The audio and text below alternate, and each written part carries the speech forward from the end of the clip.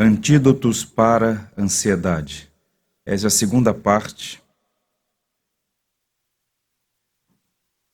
de uma série de 2 sermões em Filipenses capítulo 4. Leremos os versos 4 a 9.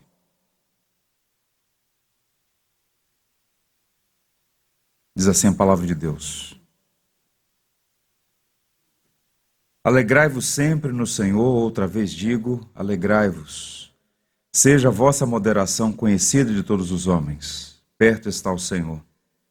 Não andeis ansiosos de coisa alguma, em tudo, porém, sejam conhecidas diante de Deus as vossas petições, pela oração e pela súplica com ações de graças.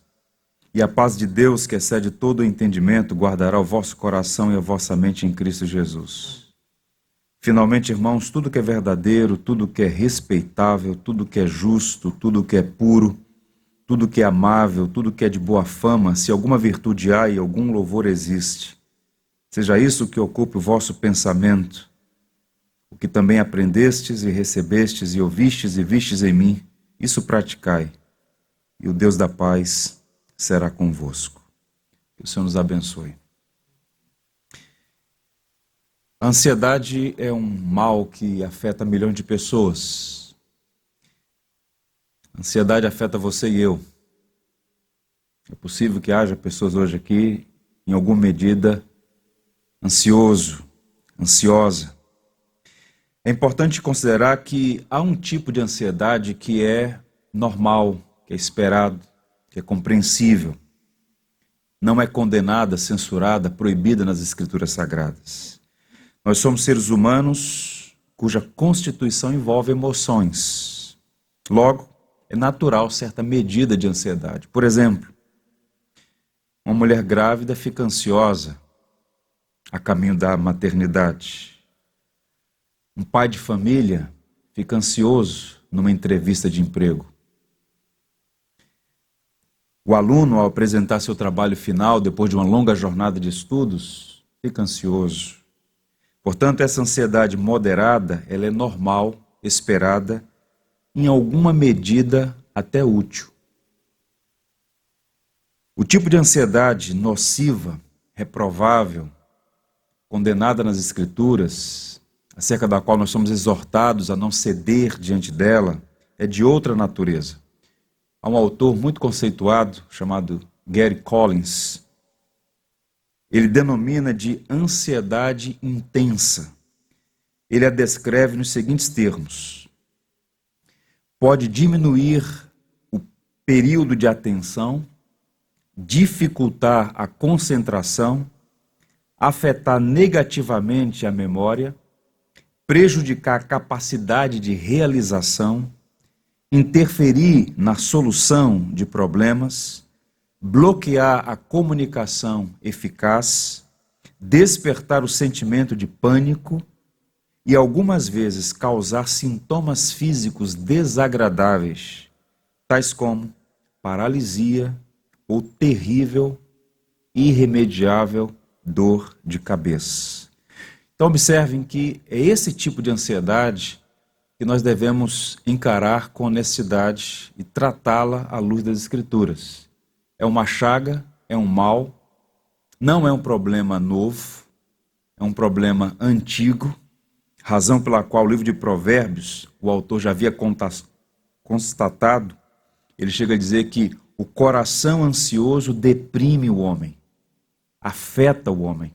Embora hoje seja uma epidemia, organismos internacionais de saúde sugerem que mais da metade das pessoas que passam pelos hospitais sofrem de algum tipo, de algum grau de ansiedade. E a sensação, disse aos irmãos na semana passada, a própria etimologia da palavra sugere isso, é uma asfixia, é um aperto, é um estrangulamento, é a sensação de faltar ar. Angústia. Por vezes a pressão é tão intensa que ela se manifesta em sintomas físicos. Dor de cabeça, no pescoço, nas costas, nas úlceras, nas entranhas. Alguma coisa está errada no corpo, mas na verdade é o corpo se ressentindo de problemas de outra natureza. A preocupação pode afetar o raciocínio, o apetite, a digestão, até a coordenação motora. Ansiedade, de fato, é um problema da alma que inevitavelmente afeta também o corpo. E os cristãos em Filipos, né, estavam sob pressão. Variadas razões levaram aqueles irmãos na fé à ansiedade. E o apóstolo Paulo, como um bom pastor de almas, né, ele não era apenas um grande teólogo, mas era alguém que era fundamentalmente um pastor que buscava cuidar das pessoas. Ele se dirige àqueles irmãos nessa carta preciosíssima, embora pequena, com apenas 4 capítulos, e ele vai dar uma série de instruções sobre muitos temas, uma série de encorajamentos, e ele passa por esse tema da ansiedade, ele passa por este assunto.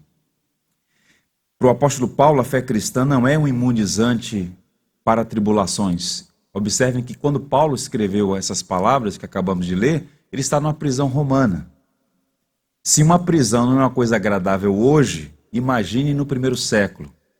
Eram escuras, insalubres, fétidas.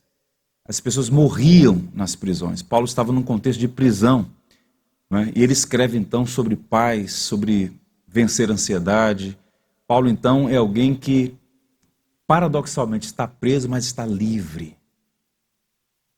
Ele encontrou, como ele vai dizer, o segredo do contentamento. Ele então escreve para aqueles irmãos que estavam atribulados. E nós identificamos, na semana passada, olhando a carta como um quadro geral, pelo menos 4 fontes geradoras de ansiedades que estavam perturbando aqueles irmãos e que certamente, vejam vocês como a Bíblia atual, ainda hoje são fontes geradoras de ansiedade para nós todos. Quais são elas? Rejeição. Eles estavam sendo rejeitados pela fé em Cristo, né? Rejeição social e todas as suas implicações.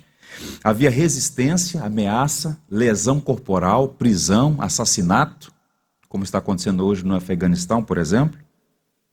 Recessão, eram cristãos que, por conta de sua fé e outras razões mais, estavam sendo prejudicados financeiramente. É uma região empobrecida, região da Macedônia, vinha num processo de declínio, de recessão econômica, e aquilo afetava também os cristãos, e ainda mais os cristãos, porque, como diz o autor da carta aos Hebreus, muitos deles tiveram seus bens confiscados por conta da fé cristã à época ser uma fé marginal. Havia implicações na economia, no bolso dos crentes, ou seja, recessão, e também problemas relacionais. Dentro da própria igreja havia conflitos relacionais. Paulo chega a citar 2 pessoas nominalmente que estavam vivendo uma tensão relacional. Então observem, todas essas categorias têm um caráter universal e atemporal. E nossa ansiedade também pode ser alimentada por esses fatores. Rejeição, né? Resistência, recessão e relacionamentos conflituosos. E como um pastor de almas, Paulo então se dirige àqueles crentes e, entre outras diretrizes, ele diz: não andeis ansiosos de coisa alguma. Sou estranho isso, a mim pelo menos. Pode parecer absolutamente inútil ou até mesmo indelicado dizer a uma pessoa ansiosa: não fique ansioso. Ajuda? A pessoa pode até ficar irritada e você sofrer um solavanco. Todos nós sabemos que não é bom viver ansioso. Ninguém quer viver ansioso. É como você encorajar alguém: não, você precisa dormir. Esse é o meu problema, não consigo. Essa informação parece inócua, não faz sentido. Todos nós sabemos, irmãos, que não é bom viver sob a tirania da ansiedade. A questão é como lidar, o que fazer com esse mal que muitas vezes rouba bens valiosíssimos, paz e alegria. Bem, em linhas gerais existem 2 maneiras de lidar com a ansiedade. A primeira, de seus irmãos, que vem no nosso padrão de configuração, está na nossa natureza, é uma espécie de mecanismo de defesa. Se manifesta no desejo de controlar as coisas por meio de estratégias, planejamento e trabalho. Então, via de regra, né, as pessoas querem ter as coisas sob controle. Nós somos assim. Nós somos filhos de Adão que querem fazer planos e ter certeza que seus planos darão certo. Então, temos estratégias, planejamento e trabalho. A Bíblia não censura o cultivo de um espírito previdente e responsável. Então, quando nós estamos falando sobre descansar em Deus, confiar na providência, nós estamos falando para cruzar os braços e seguir a filosofia do Zeca Pagodinho. Deixa a vida vir levar, a vida leva eu. A Bíblia não autoriza irresponsabilidades. Há um equilíbrio. A Bíblia, ela encoraja a cada um de nós a fazer planos, mas é preciso dizer que o esforço humano para lidar com a ansiedade não é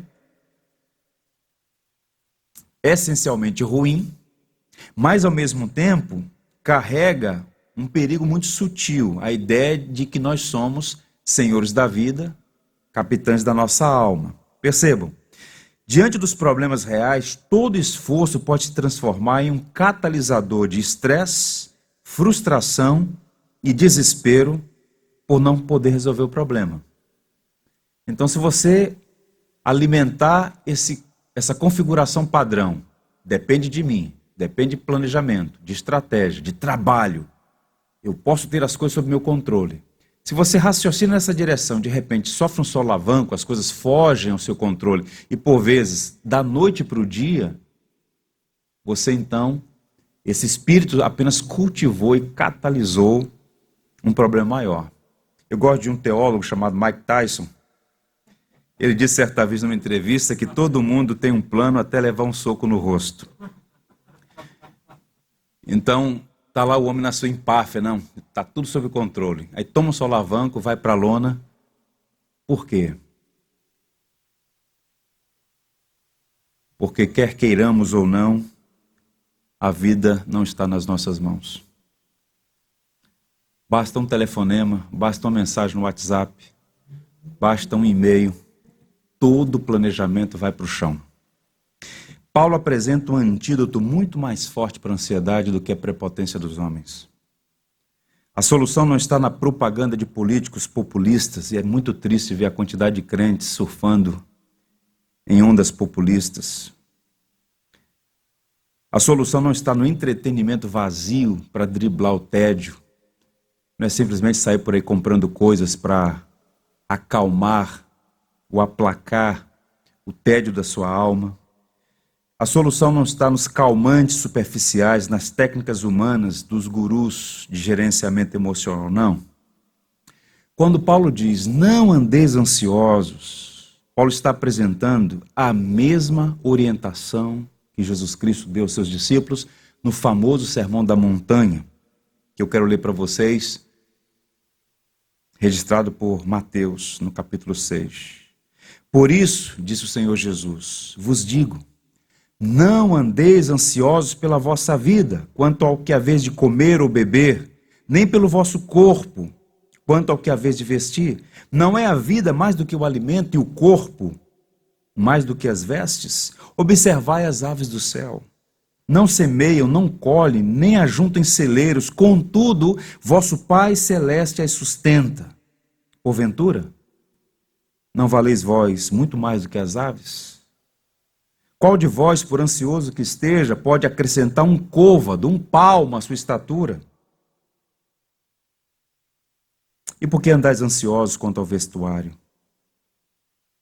Considerai como crescem os lírios do campo, eles não trabalham nem fiam. Eu, contudo, vos afirmo que nem Salomão em toda a sua glória se vestiu como qualquer deles. Ora, se Deus veste assim a erva do campo, que hoje existe e amanhã é lançada no forno, quanto mais vós outros, homens de pequena fé. Portanto, não vos inquieteis, dizendo, que comeremos, que beberemos, ou com que nos vestiremos? Porque os gentios, os pagãos, é que procuram todas essas coisas. Pois vosso Pai Celeste sabe que necessitais de todas elas. Buscai, pois, em primeiro lugar o reino e sua justiça, e todas estas coisas vos serão acrescentadas. Portanto, não vos inquieteis com o dia de amanhã, pois o amanhã trará seus cuidados. Basta ao dia o seu próprio mal. Palavra de Jesus. E o que Paulo está fazendo como um bom arauto do Evangelho, como um mensageiro que não produz mensagem, mas simplesmente a transmite, é reverberando as palavras de nosso Senhor, que à época, quando Paulo escreveu as cartas aos Filipenses, estavam sendo difundidas, essas memórias, os extratos dos ditos, dos ensinos de Jesus. E Paulo então reverbera aqui, não andeis ansiosos. E é interessante porque Paulo, como um bom pastor, seguindo os passos de Cristo, o perfeito pastor, ele nunca nos pede que façamos algo sem ao mesmo tempo mostrar-nos como fazê-lo. E ao dizer aos seus irmãos, seus amigos, seus filhos na fé, os filipenses, não andeis ansiosos, ele dá as diretrizes práticas. Como é que você e eu, nós todos, podemos lidar com a ansiedade? Quais são os antídotos? Semana passada nós tratamos duas grandes verdades, são elas: manter o foco no Senhor, isto é, uma vida centrada no Evangelho. De todas as coisas que você ouviu e ouvirá ainda hoje, guarde isto, é o principal, é a base, é o fundamento. Centralize sua vida no Evangelho. Quem tem um filho tem a vida, quem não tem um filho não tem a vida. Você pode ter tudo e ao mesmo tempo ser o mais pobre dos homens. Foca no Evangelho, mantenha os seus olhos em Cristo. Segundo, alegre-se no Senhor, encontre satisfação no Senhor. Porque as coisas, conquanto boas, elas podem passar e passam muito rapidamente. Tiago diz que toda a boa dádiva procede de Deus, o Pai das luzes, em que não há sombra nem variação de mudança. Então, nós recebemos a vida como um dom de Deus. Nós não somos taciturnos, ascetas, nós celebramos a vida, todas as graças e bênçãos que Deus nos dá, mas nós não podemos fazer dessas coisas um ídolo, porque as coisas têm o seu valor e a sua importância, mas elas não são maior do que a fonte. A fonte é o próprio Deus. Então a sua alegria tem que estar no Senhor, naquele que é o galardoador, a fonte de toda a bênção.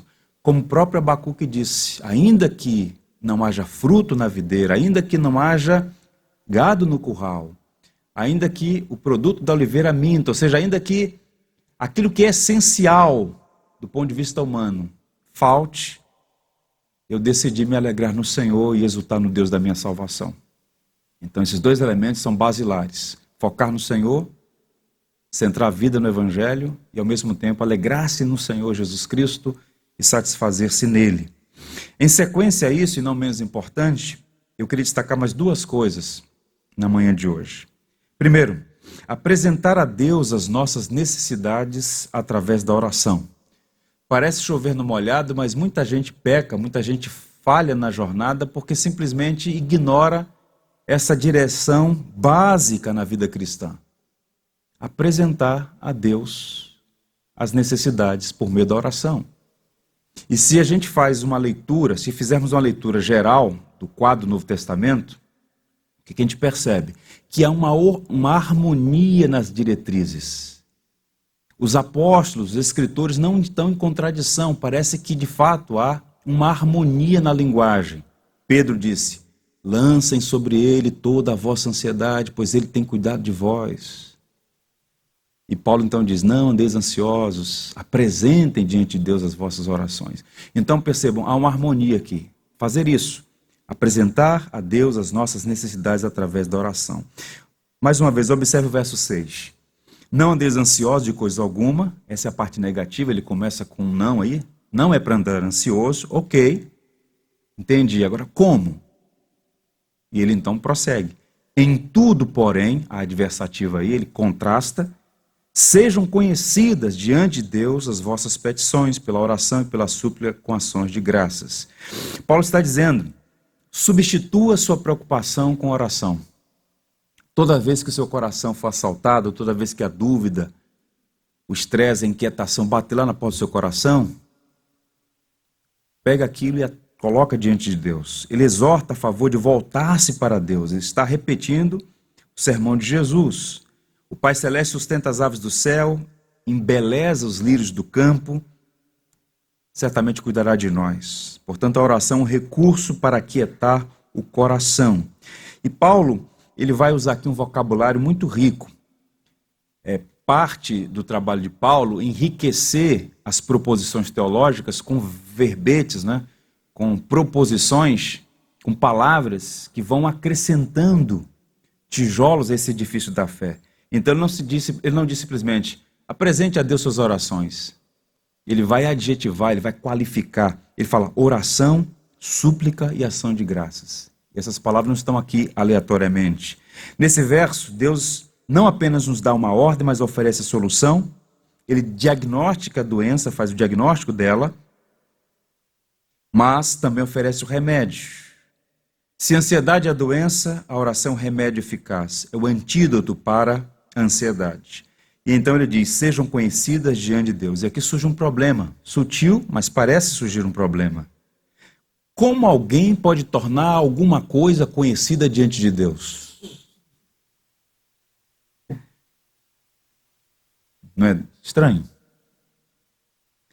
Na verdade, mais uma vez, Paulo está reverberando o ensino de Jesus. Jesus disse assim, antes de vocês abrirem a boca, o Pai já sabe o que vocês vão falar. Não é pelo muito falar, como os pagãos, que ficam naquelas vãs repetições, achando que podem manipular a divindade, que serão ouvidos. Não. O Senhor sabe o que vocês precisam. Mas, como disse um filósofo dinamarquês, Kierkegaard, Deus ama ouvir os seus filhos. Então a oração não move a mão de Deus, a oração não quebranta o coração de Deus. Essas coisas são mentalidades paganizadas. A oração, na verdade, muda nós mesmos. Ao orar, nós somos imediatamente abençoados. É um recurso, e vou usar essa palavra com alguma reserva, é um recurso terapêutico. Falar com Deus, apresentar a Deus, ou como Ana, derramar a alma perante o Senhor. Então torne conhecido. O que é que está incomodando você? Torne-se conhecido diante de Deus. Fale para Deus, apresente a Deus, é o que Paulo está dizendo. A questão é que a oração expressa a nossa confiança no Senhor e a certeza que Ele nos ouve. Ah, se Deus já sabe todas as coisas, para que eu vou falar para Ele? A Bíblia fala, ordena, para que você se expresse diante de Deus. Busque a Deus em oração e fale, Senhor, está doendo. Senhor, eu não entendo. Senhor, eu estou confuso. Senhor, eu estou ansioso. Senhor, eu não consigo dormir. Isso me incomoda. Falar com Deus. E falar com Deus não é lançar palavras ao vento. Deus é espírito invisível, mas é real e verdadeiro. Deus está conosco, irmãos. E Deus nos ouve. Há um hino no cantor cristão, entre tantos hinos belíssimos da nossa tradição, o hino 155, Grande Amigo. Uma das estrofes diz, em Jesus amigo temos mais chegado que um irmão. Ele manda que levemos tudo a Deus em oração. Agora vem a exortação. Ó que paz perdemos sempre, ó que dor no coração, só porque nós não levamos tudo a Deus em oração. Para muitos de nós, inadvertidamente, a oração é o último recurso. A gente faz tudo na força da carne, deu ruim, não tem mais jeito, então agora eu vou orar. É insensato fazer assim. Você não deve agir para depois orar. Você deve primeiro orar antes de agir. Um pouco de oração, quando eu digo um pouco, lançar-se diante de Deus em oração pode livrá-lo de muitas lágrimas na jornada. Decisões precipitadas, insensatas, afoitas, são sempre perigosas. E então Paulo diz como é que você deve tornar conhecidas essas necessidades. Ele usa, repito, 3 palavras, oração, suplicação de graça. Oração é o termo geral, né? É a prática, é o meio de graça, né? A oração é dirigir-se ao Deus Pai, em nome do Filho, sob a assistência do Espírito Santo. Usando a linguagem bíblica, lançando mão do saltério, usando um vocábulo bíblico. O cristão não lida com ansiedade com livros de autoajuda. Embora muitos estejam sucumbindo diante dessas tendências modernas. Não, nós precisamos da ajuda do alto, do Pai das luzes. Não adianta bater no peito e dizer que você vai vencer, que é brasileiro, não desiste nunca. Deixa isso para as pessoas aí que ficam iludidas com essas coisas.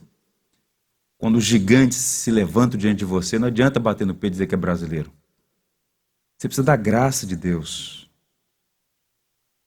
Dobrar os joelhos, pedir misericórdia. Onde a oração prevalece, a ansiedade não pode resistir.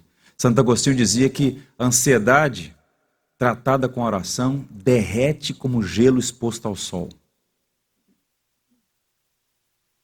A oração, lançar-se a Deus. Súplica aqui diz respeito a uma oração específica. Nós temos que aprender a orar especificamente. Então, qual é o objeto da sua angústia? Qual é a fonte da sua inquietação, da sua preocupação, da sua ansiedade? Você tem que dar nome às coisas.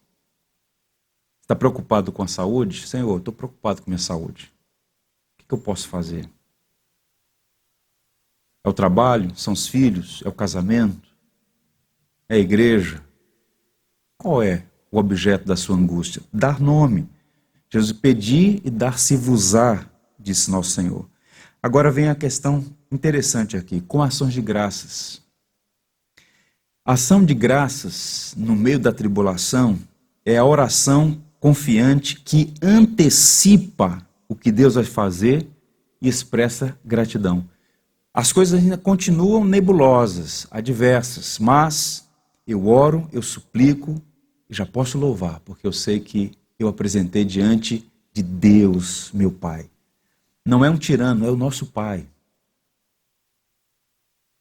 E Ele cuidará de nós. O louvor tem um poder libertador quando expressa confiança diante de Deus.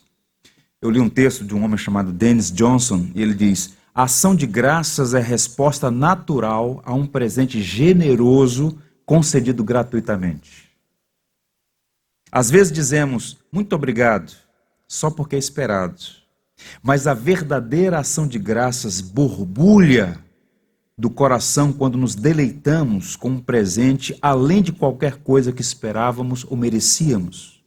Essa é a ação de graças que deve permear nossas orações, quando nós levamos nossos pedidos ao Pai.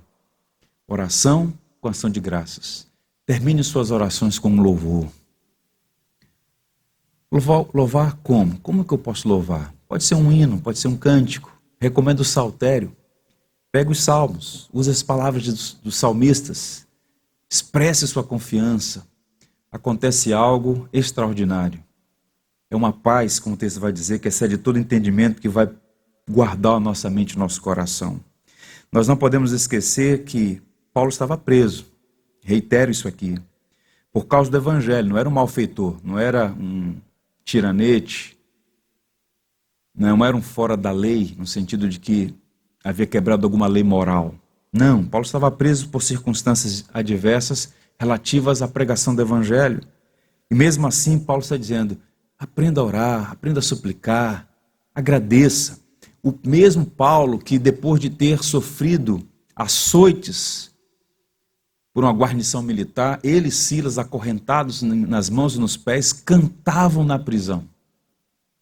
Cantavam na prisão. Havia muitas razões para agradecer, mas se pedíssemos a Paulo para escolher o melhor presente, ele diria em alto e bom som, o principal motivo pelo qual eu posso orar com ação de graças. Está em 2 Coríntios 9,15. Graças a Deus pelo seu dom inefável. Você já agradeceu a Deus pelo dom inefável? O que é o dom inefável? Uma das coisas mais lindas na Bíblia é a riqueza das palavras. Esse mundo tecnológico está empobrecendo a nossa sociedade. É muito triste ver jovens e adolescentes chegando para a universidade sem ter nunca lido um clássico. É uma pobreza terrível, irrecuperável muitas vezes. Quando Paulo diz, graças a Deus pelo dom inefável. Rui Barbosa, numa obra que ele prefaciou, O Papa e o Concílio, ele descreve inefável nas seguintes palavras. Inefável, que não se pode nomear ou descrever em razão de sua natureza, força, beleza indizível e indescritível.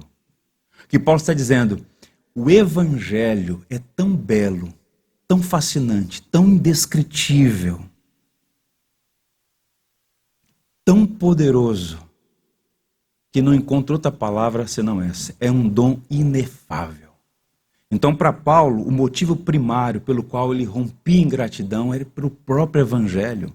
É por isso que ele pode cantar numa prisão. É por isso que ele pode louvar a Deus sem um tostão no bolso. É por isso que ele pode louvar a Deus sendo humilhado publicamente, chamado de traidor pelos seus próprios contemporâneos, seus compatriotas, seus irmãos judeus. Porque Paulo tinha encontrado o tesouro no campo. E essa fonte inesgotável de alegria e paz, nada ou ninguém poderia roubá-lo. Como humano, ele passava tristezas, tinha seus momentos de fraqueza, mas certamente o Evangelho suplantava tudo aquilo. E se alguém me perguntasse que dom inefável é esse, ele responderia, eu diria usando Romanos 8,32. Aquele que não poupou seu próprio filho, antes por todos nós o entregou, porventura não nos dará graciosamente com ele todas as coisas? O dom inefável é o próprio Cristo, é o Evangelho. Este é o antídoto para a ansiedade. Portanto, eu quero recomendar a vocês todos a banquetear o coração com o Evangelho, a nos alegrar, a explodir de gratidão com o Evangelho. É muito sutil o perigo de permitir que ídolos roubem de nós o dom inefável que é o próprio Cristo. Então, se nós colocarmos a nossa esperança nas coisas, conquanto boas, e por alguma razão essas coisas fugirem, escaparem, você será consumido, como muitas pessoas. Uma das cenas mais deprimentes, assim, eu digo isso com compaixão, é ver, por exemplo, apenas para ilustrar, algumas pessoas talentosas, como por exemplo artistas capazes de expressar seu talento na arte, quer seja representando numa peça teatral, no cinema, na TV. Então são ícones de beleza, de glamour, de glória. Só que no decurso do tempo, as coisas mudam. A beleza murcha, o dinheiro se vai, a saúde arrefece. E de repente, no anonimato, na pobreza, com um corpo que não é mais aquele de 40 anos atrás, essas pessoas construíram sua identidade em torno dessas coisas. De repente se veem completamente miseráveis. Porque tudo isso vai passar. E por vezes pode passar muito rapidamente por um infortúnio. Portanto, meus irmãos, o Evangelho é tudo. E Paulo sabia disso. Apresentem a Deus e façam isso com ação de graças. E sabe o que vai acontecer? Paulo diz, verso 7, e a paz de Deus, que excede todo entendimento, guardará a vossa mente e o vosso coração em Cristo Jesus. O resultado desse processo é a experiência de ter uma paz que excede o entendimento. A paz é de Deus porque Deus é a fonte originária da paz. Essa paz basicamente é fruto da graça em operação em nossa vida. Essa paz não pode ser conquistada pelo esforço humano. Jesus disse, a minha paz vos dou, não vos a dou como o mundo a dá. Para o mundo, não é? Esse é o conceito de paz pós-guerra. Para o mundo, paz é cessão de conflitos. Né? A Europa pós-guerra cessou os conflitos. Um termo inadequado. Mas para o cristão, o que significa paz? Paz é estar em relacionamento com Deus, reconciliado com Deus, que é a fonte da paz. Então o indivíduo pode não estar diretamente envolvido num conflito, mas não ter paz. Esse é o diagnóstico do profeta Isaías. Para o ímpio, diz o meu Deus, não há paz. É impossível ter paz fora do Evangelho. Você pode ter uma relativa tranquilidade, mas você, sozinho, no ambiente do seu quarto privado, você sabe que no seu coração, paz é algo que não pode desfrutar sem Cristo. Vejam, por exemplo, Daniel na cova dos leões. Mais um exemplo, agora do Antigo Testamento. Mesmo em circunstância tão desfavorável, sua paz foi mantida na cova entre os leões. E o rei Nabucodonosor, dormindo nababescamente num palácio, não tinha paz. Um estava na cova cercado por leões, o outro num palácio não conseguia dormir. Essa é a diferença entre quem tem o Senhor e quem não tem. A verdadeira paz não é encontrada no pensamento positivo, na ausência de conflito, nos bons sentimentos, é encontrada no Senhor. Quando Paulo diz, guardará a vossa mente e o vosso coração, Paulo usa uma palavra aqui para guarnição militar.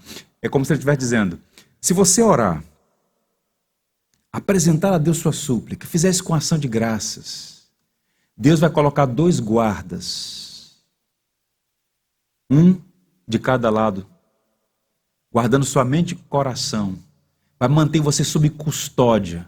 As circunstâncias podem não mudar, mas a paz vai estar presente. É uma paz que excede o entendimento. Quem olhar não vai entender, mas você vai experimentar a paz, porque ela é de Deus e excede o entendimento. Que o Senhor nos dê essa paz, sempre. Caminhando para o final. Ocupar a mente com as virtudes do Evangelho. São 2 coisas que têm uma unidade orgânica. A oração e a palavra. Essas coisas andam sempre juntas. Verso 8 diz assim, finalmente, irmãos, tudo que é verdadeiro, tudo que é respeitável, tudo que é justo, tudo que é puro, tudo que é amável, tudo que é de boa fama, se alguma virtude há e se algum louvor existe, seja isso que ocupe o vosso pensamento. Paulo, meus irmãos, era um homem experimentado. Ele sabia que os pensamentos que ocupam nossas mentes moldam nossa vida e se expressam em nosso comportamento. Então a dinâmica é a seguinte, aquilo que vai sendo nutrido na nossa mente, que vai sendo guardado em nosso coração, vai se refletir em nossas ações práticas, no nosso comportamento. O próprio Cristo já havia dito isso, e talvez Paulo aqui mais uma vez esteja ecoando as palavras de nosso Senhor. Os pensamentos secretos do coração são a fonte da qual fluem nossas ações externas, Marcos 7.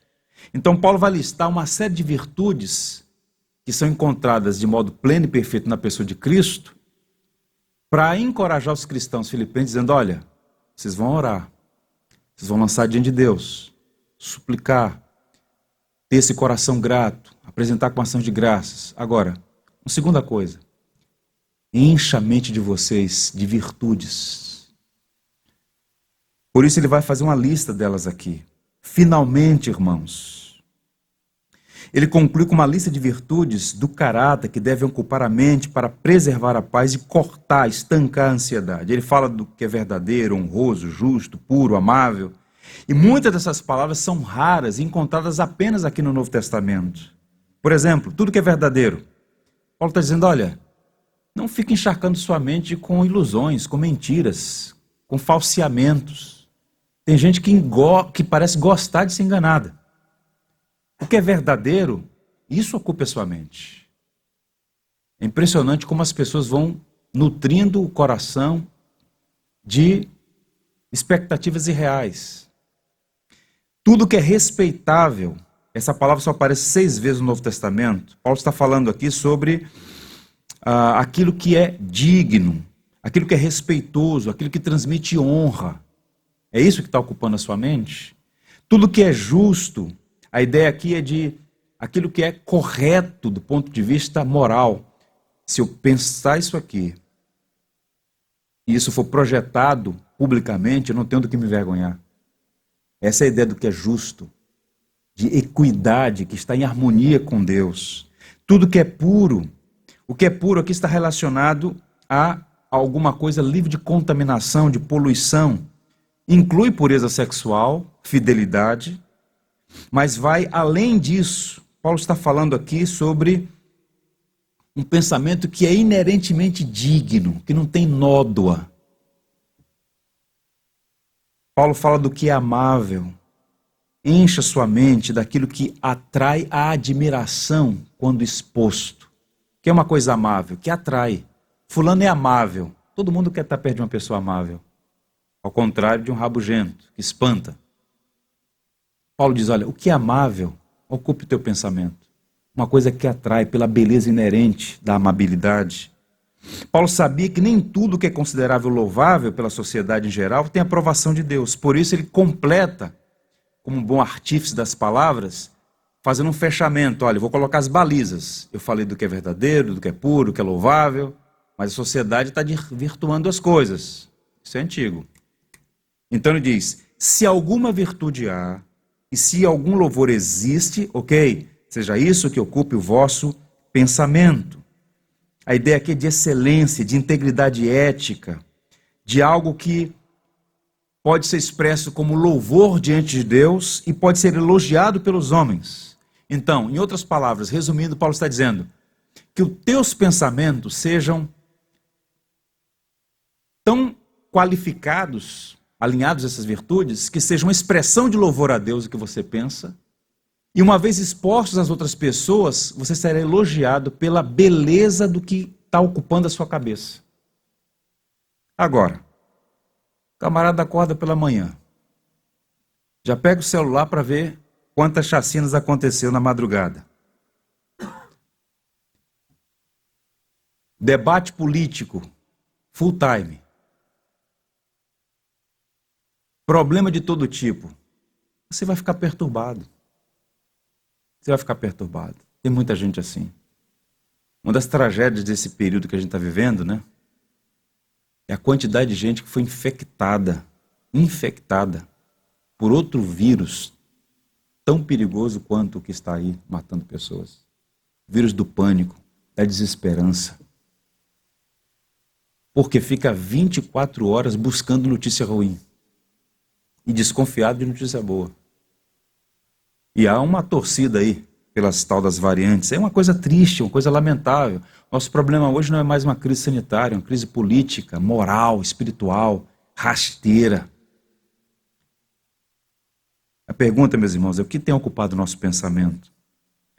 Parte dos nossos problemas de ansiedade são relacionados ao tipo de alimentação que oferecemos à nossa mente. Somos a geração mais bem informada, em tese, e a mais adoecida da história. E com o advento das redes sociais, vivemos cada vez mais sob os efeitos de uma overdose de informações que não conseguimos processar, e isso vai adoecendo a alma. Eu li um artigo escrito por um estudioso do impacto das redes sociais no comportamento das famílias e no impacto disso na saúde das pessoas. Ele disse assim: 7 sinais que as redes sociais estão deixando você doente. Não precisa levantar a mão, não. Checar as redes sociais é a primeira e a última coisa que você faz no dia. Acorda, checou. Antes de dormir, opa, deixa eu dar uma bisoiada aqui. Você checa as redes sociais infinitas vezes ao longo do dia. Você se sente por fora de tudo quando não está conectado às redes sociais. Você anda distraído e não consegue se concentrar. Você interage ao mesmo tempo com o mundo real e virtual. Você se preocupa demais em ter a aprovação dos outros. Você se compara o tempo todo com os outros. Então são sinais, são indicativos, tem uma coisa errada. Minha mãe dizia: o que é demais é sobra, e a sobra ninguém quer. E nessa passagem, lá nessa passagem aqui, Paulo fala assim, ó: seja a vossa moderação conhecida de todos os homens, perto está o Senhor. Moderação, equilíbrio, domínio. Usar as coisas sem ser dominadas por ela. Eu estou falando para você jogar seu computador fora e buscar uma máquina de datilografia. Alguns anos atrás, eu estava pregando numa igreja, cheguei com um tablet, né, um iPad, o pastor moderno, cadê a Bíblia? Aí eu falei assim: se o irmão quiser ser um pregador raiz mesmo, tem que trazer um pergaminho. Porque a Bíblia de papel já é uma inovação tecnológica.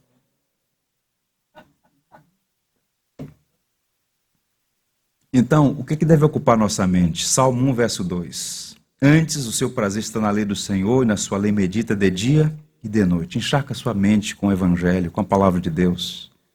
J. Packer diz: a meditação é o ato de trazer à mente as várias coisas conhecidas sobre os procedimentos, as peculiaridades, os propósitos e as promessas de Deus. Pensar, deter-se nelas e aplicá-las à própria vida. Então, meditar é aquele processo do boi. Ele come e depois vai ruminando aquilo. Então, fazer esse exercício espiritual, ler as Escrituras e meditar. Você não precisa fazer aquela prática, por vezes, com verniz de paganismo, sabe? De querer ler 400 versículos antes de dormir, 50 capítulos. Lá pelas tantas você está até abençoando Deus na sua oração. Então, pega uma frase, pega uma porção ali e medita naquilo, vai meditando naquilo, vai orando a respeito daquela sentença.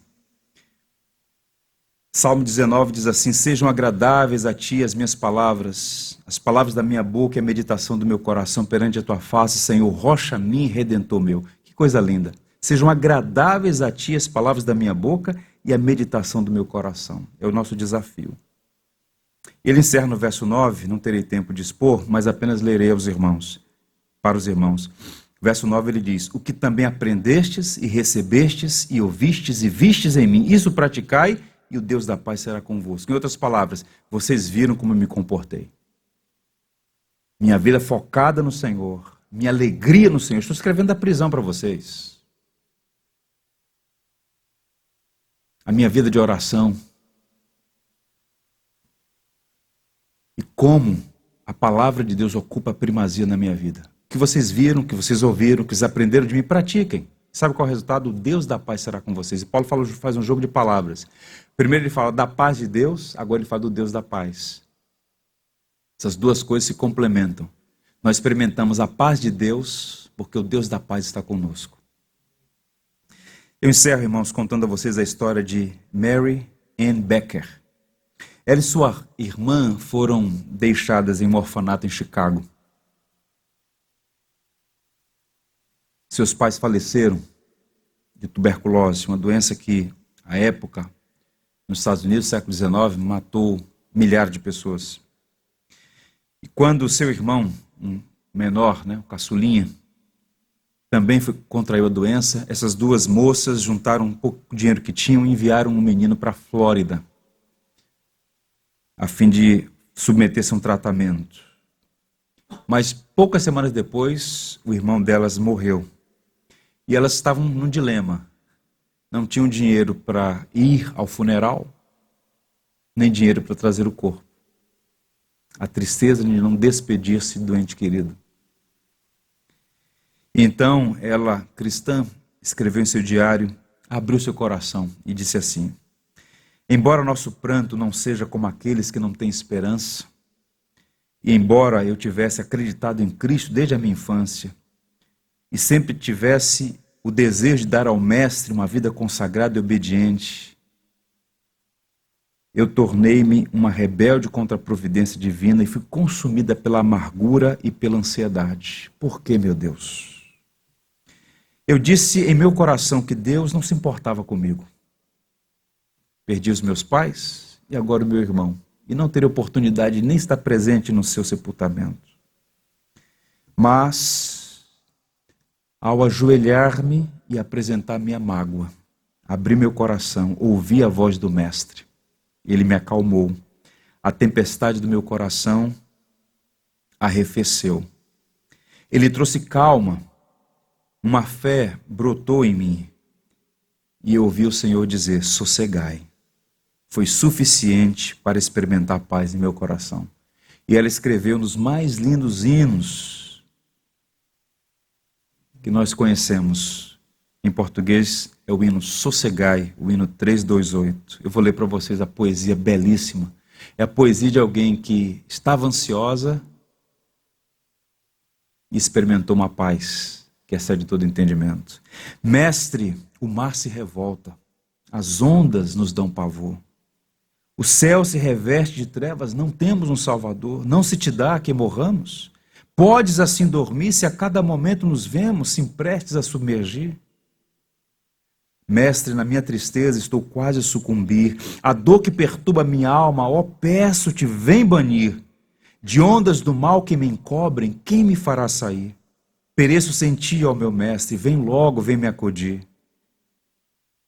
E a terceira estrofe diz: mestre, chegou a bonança, em paz vejo o céu e o mar. O meu coração goza a calma que não poderá findar. Fica comigo, ó meu mestre, dono da terra e céu, e assim chegarei bem seguro ao porto destino meu. O refrão diz: as ondas atendem ao meu mandar, sossegai. Seja o encapelado mar, a ira dos homens, o gênio do mal, tais águas não podem a nau tragar. Que leva o Senhor, Rei do céu e mar, pois todos ouvem o meu mandar. Sossegai, sossegai, convosco estou para vos salvar. Sim, sossegai.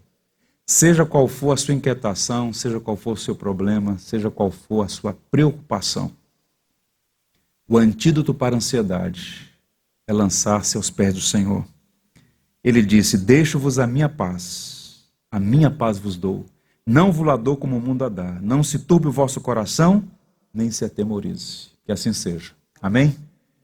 Quero convidá-los a cantar o hino. Tudo que tens feito, por tudo que vais fazer, por tuas promessas e tudo que és, eu quero te agradecer com todo o meu ser. Te agradeço, meu Senhor. Te agradeço, meu Senhor. Te agradeço por me libertar e salvar, por ter morrido em meu lugar. Te agradeço, Jesus, te agradeço. Eu te agradeço, te agradeço por tudo que tens feito, por tudo que vais fazer, por tuas promessas e tudo que és. Eu quero te agradecer com todo o meu ser. E aí? Te agradeço, meu Senhor. Te agradeço, meu Senhor. Te agradeço por me libertar e salvar, por ter morrido em meu lugar. Te agradeço, Jesus.